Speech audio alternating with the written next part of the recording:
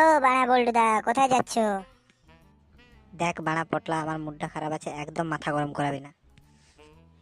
কেন গো বাড়া বল্টুদা, কি হয়েছে তোমার? জানিস পটলা, সরস্বতী পুজোর দিনা পল্টুদা সবিতা বৌদিকে প্রপোজ করেছিল। তারপর বাড়া কি হয়েছে? সবিতা বৌদি কি হ্যাঁ বললো? সবিতা বৌদি কিনা অতগুলো লোকের সামনে পল্টুদাকে চড় মেরে দিয়েছে। কি বলিস বাড়া, এই জন্য কি পল্টুদার মুড গরম? আসল কথা তো বাড়া বললোই না তোকেও।